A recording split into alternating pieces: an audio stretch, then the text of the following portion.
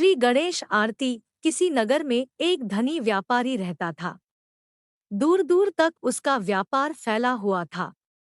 नगर के सभी लोग उस व्यापारी का सम्मान करते थे।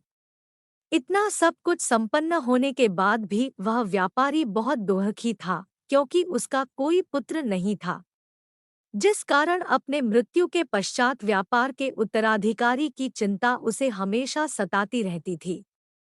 पुत्र प्राप्ति की इच्छा से व्यापारी प्रत्येक सोमवार भगवान शिव की व्रत पूजा किया करता था और शाम के समय शिव मंदिर में जाकर शिवजी के सामने घी का दीपक जलाया करता था।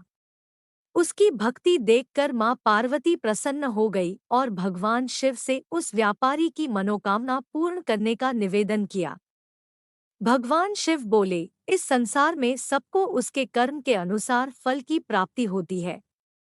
जो प्राणी जैसा कर्म करते हैं उन्हें वैसा ही फल प्राप्त होता है। शिवजी द्वारा समझाने के बावजूद मां पार्वती नहीं मानी और उस व्यापारी की मनोकामना पूर्ति हेतु वे शिवजी से बार बार अनुरोध करती रही। अंततः माता के आग्रह को देखकर भगवान भोलेनाथ को उस व्यापारी को पुत्र प्राप्ति का वरदान देना पड़ा।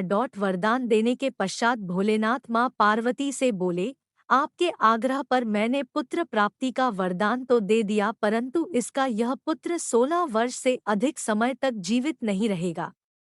उसी रात भगवान शिव उस व्यापारी के स्वप्न में आए और उसे पुत्र प्राप्ति का वरदान दिया और उसके पुत्र के 16 वर्ष तक जीवित रहने की भी बात बताई।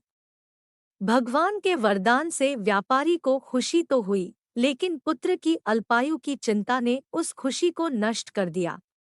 व्यापारी पहले की तरह सोमवार के दिन भगवान शिव का विधिवत व्रत करता रहा। कुछ महीनों के बाद उसके घर एक अति सुंदर बालक ने जन्म लिया और घर में खुशियां ही खुशियां भर गई। बहुत धूमधाम से पुत्र जन्म का समारोह मनाया गया, परंतु व्यापारी को पुत्र जन्म की अधिक खुशी नहीं हुई, क्योंकि उसे पुत्र की अल्पायु के रहस्य का पता था। जब पुत्र 12 वर्ष का हुआ तो व्यापारी ने उसे उसके मामा के साथ पढ़ने के लिए वाराणसी भेज दिया। लड़का अपने मामा के साथ शिक्षा प्राप्ति हेतु चल दिया। रास्ते रास्ते में जहाँ भी मामा भांजे विश्राम हेतु रुकते, वहीं यज्ञ करते और ब्राह्मणों को भोजन कराते।